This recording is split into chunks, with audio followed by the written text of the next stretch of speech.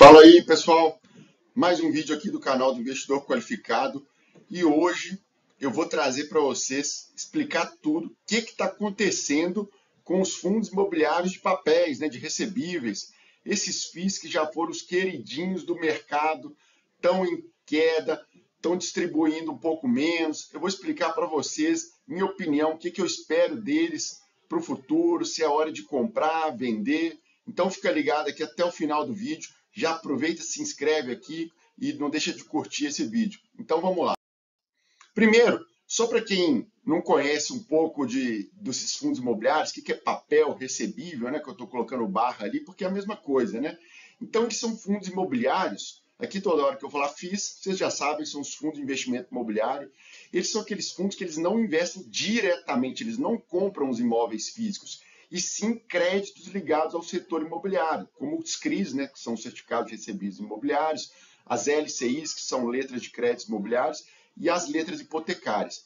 Então, nesses fundos, o patrimônio do fundo imobiliário, ele investe em papéis, né? Por isso que a gente fala de papéis, lastreado nessas operações imobiliárias, em vez de ali diretamente, né, no imóvel físico, como os shoppings, como os galpões ou as lajes corporativas. Então, eu trouxe aqui à direita um exemplo ali, um pedaço ali do relatório do REC-R11, né, que é um fundo imobiliário de recebíveis da REC gestora. E aqui, então, você vai ver uma lista ali, né? Se for pegar o relatório deles, são 3 páginas ali com vários CRIs, né, vários investimentos que eles têm ali ligados ao mercado imobiliário. E aí, quais são os principais indicadores, né, dos fundos imobiliários? Quando eles aplicam ali naqueles papéis que eles financiam ali várias obras, né, vários empreendimentos, podem ter 3, 4 ali, esses são aqui os mais comuns que os fundos imobiliários de papéis aplicam, né? Então, eles aplicam ali no CDI, atrelado ao CDI, a Selic, ao IPCA, que é o mais comum, né, o índice da inflação mais comum aqui, mais utilizado no Brasil atualmente, ou podem também utilizar o IGPM. Então, eu trouxe aqui para vocês um fundo imobiliário que eu tenho na minha carteira, da Quineia, que é o KNSC11. Por que eu gosto muito desse fundo imobiliário de papéis recebíveis? Porque olha ali a alocação dele por indexador. Tá vendo que ele é quase meio a meio ali? Um pouco mais de IPCA e a outra metade ali CDI, Selic. Então, quer dizer, se o IPCA sobe, ele distribui bem. Se o CDI, igual agora, quando eu estou gravando esse vídeo, né, a Selic está 15%. Então, quer dizer, ele está sempre surfando ali o melhor dos mundos. Então, ele consegue manter uma estabilidade bacana de rendimentos. Então, por isso que eu gosto muito do KNSC11. Então, trouxe aqui para vocês, mas muita gente pergunta, mas quais são os maiores fundos imobiliários de papéis recebíveis? Então, fui lá no Google e já sabia, né, já acompanho o mercado há muitos anos, já invisto nos fundos imobiliários de papéis há vários anos.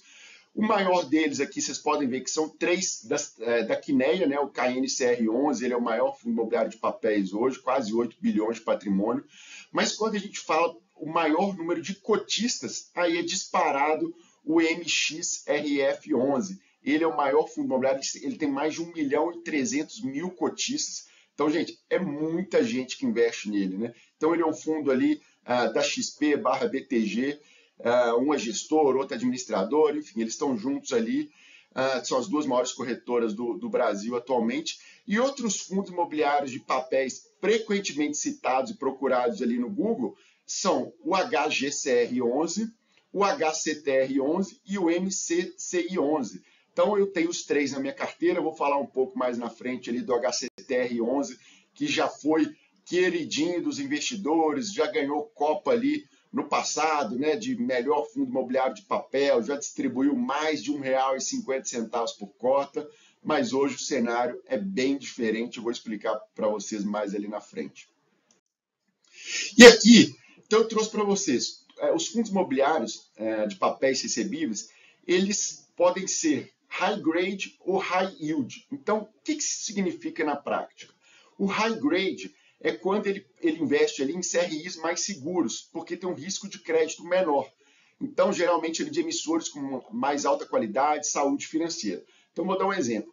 Quando você emite um fundo imobiliário, um CRI, para, por exemplo, um Grupo Mateus, um Açaí, um Carrefour, uma MRV, enfim, grandes empresas conhecidas, destaque, líderes aí dos seus segmentos, precisam ali fazer alguma obra imobiliária, eles emitem CRIs. Então, quer dizer, é mais seguro, porque o risco ali de calote dessas grandes empresas que eu citei é muito menor. Então, o mercado chama esses fundos imobiliários de high grade. E eu trouxe aqui 3 exemplos para vocês. Eu tenho o HGCR11, que é um fundo imobiliário high grade, que era do Credit Suisse, né, e foi comprado pelo Pátria, manteve a qualidade, é um fundo imobiliário que eu gosto bastante. O MCCI 11, da Mauá Capital, ele é um fundo imobiliário que distribui ali regularmente, entendeu? Tem previsibilidade, a gestão considero muito boa. E tem os high yield. O que é o high yield? Né? Então, quer dizer, são CRIs ali, créditos recebidos imobiliários, que têm mais risco envolvido. Então, quer dizer, o risco de crédito ali é bem maior. E, só que, por outro lado, ele tem potencial de distribuir mais. E aí eu trouxe para vocês aqui 4 exemplos de high yield. O HCTR, que eu já falei, o DEVA 11, o RPR 11, o KN High Yield, né, da Quineia. Então, desses 4 aqui, eu tenho todos eles na minha carteira. Os 3 aqui primeiro já foram, né? O mercado ali adorava, distribuíam bem, né? E aí o tempo passou, vieram vários calotes ali, né? Vários CRIs inadimplentes, e aí eles pararam de distribuir valores altos, começaram a diminuir, distribuir menos, e aí o mercado não perdoa, a cota caiu bastante desses 3 primeiros fundos imobiliários, mas a diferença, pessoal, que eu considero fundamental é o gestor, porque eu tenho o KN High Yield também, da Quineia. A diferença de gestor, né? A experiência, como lida com o mercado, né? Então, a Quineia, ela também está distribuindo um pouco menos, eu vou mostrar ali para vocês mais na frente por quê.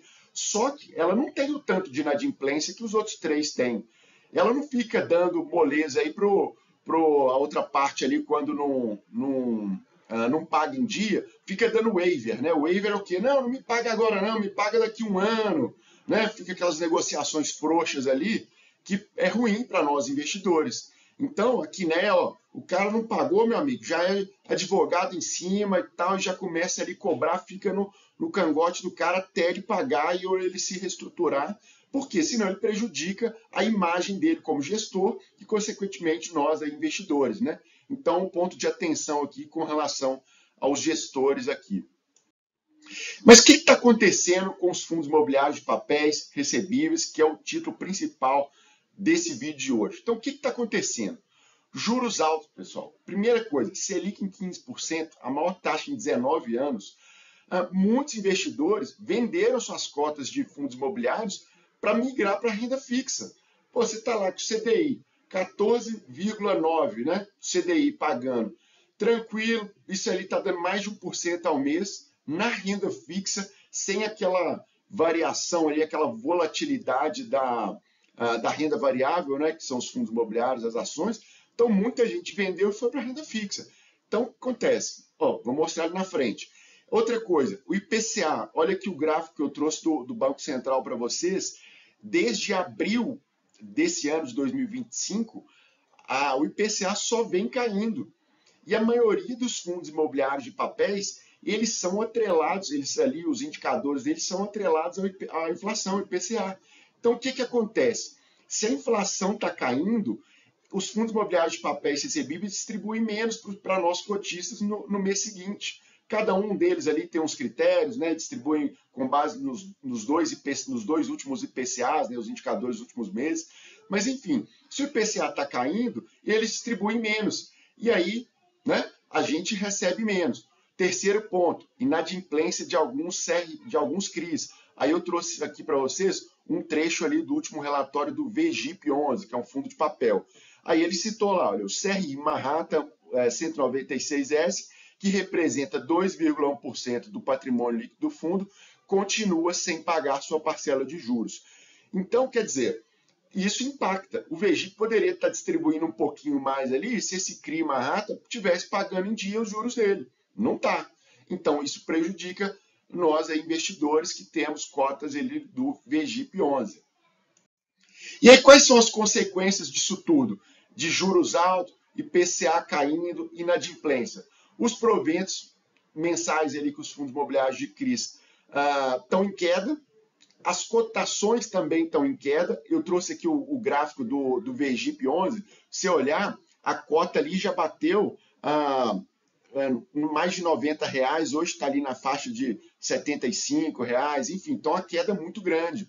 Aqui à esquerda eu trouxe um quadrozinho ali que eu tirei do último relatório gerencial do HCTR11. Olha ali, somente 15% da carteira de CRIs está em dia. Tem mais 15% inadimplência e 69% em carência de juros, né? Que são os famosos waivers ali, que eles ficam, não, tá bom, depois você me paga. E aí eles distribuem menos para nós cotistas e o mercado não perdoa, o pessoal está vendendo a cota dos fundos imobiliários. Então, vamos lá. Daqui para frente, o que vocês acham o momento agora? A oportunidade ou é a furada investir nesses fundos imobiliários de papel? Então aqui eu vou colocar meu ponto de vista.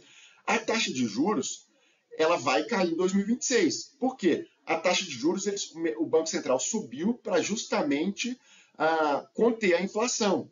Então, só que ela está espremendo já muito o mercado, né? Várias empresas ali pedindo recuperação judicial, falindo, né? Então, o brasileiro está devendo bastante, né? Então, quer dizer, na hora que a taxa de juros começar a cair ali em 2026, a gente já percebe isso pelo Boletim Focus, com a previsão ali de 12% no final do ano que vem, pode ajudar a diminuir a inadimplência dos fundos imobiliários de papel. Então, se a Selic também vai cair, que hoje está em 15%, ela for caindo ao longo do ano de 2026, o que vai acontecer? A renda fixa vai remunerar menos os investidores, e aí o pessoal, opa, se continuar caindo para 26, para 27, né? O que eles precisam fazer? Procurar outros lugares que remuneram melhor. E aí a tendência é que esses investidores voltem para a renda variável, para os fundos imobiliários, para as ações. Então, pode ser, na minha opinião, eu acho que a gente está com uma janela boa agora, de alguns meses, de ainda pegar alguns fundos imobiliários de papel bastante descontados. Tem muitos deles que não estão sofrendo os problemas de inadimplência que eu trouxe ali para vocês. A maioria deles está redondinho ali, estão bem geridos, né? Estão pagando ali um pouco menos por causa desses fatores que eu já expliquei. Só que, na hora que o cenário melhorar, as coisas vão melhorar. Então, as cotas tendem a subir com a Selic caindo. Então, pessoal, é bastante importante você, como investidor, escolher bem os fundos imobiliários e analisar o histórico, né? Quer dizer, opa, tem um percentual alto ou pequeno de inadimplência? Não tem? Opa, melhor ainda. Como é que está ali? Vários fatores que você pode, né, como escolher os fundos imobiliários, já falei em outros vídeos, volta aqui no YouTube e assiste meus vídeos com calma que eu explico bem. Então, se você precisar de ajuda para montar uma carteira, você que está começando agora em fundos imobiliários, quer ter essa renda passiva mensal, ou se não, está com uma carteira ali, Frankenstein, né, não sabe o que compra, o que vende, o que faz sua carteira, pode contar comigo, me manda uma mensagem ali que eu dou a mentoria para o pessoal tem gostado bastante, principalmente ali se você agora recebeu um valor extra ali, caiu o 13º, recebeu um bônus, recebeu uma herança, enfim, né, vai receber mais ali na sua PJ, qualquer motivo, está com um valor alto para investir, fica só escutando seu assessor ali que você toma cuidado, viu? Se ele não está olhando melhor só para ele ou para você também, entendeu? É o eterno conflito de interesse ali.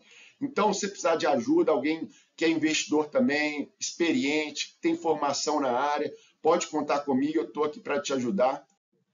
Só lembrando que essa apresentação aqui, eu falei de vários fundos imobiliários aqui de papéis, a maioria deles eu tenho na minha carteira. Eu acho que o momento é legal, mas só lembrando que aqui não é nenhuma recomendação de compra ou venda. Gostou do vídeo? Curte aqui, compartilhe e não deixa de se inscrever no canal. Até a próxima, pessoal. Tchau!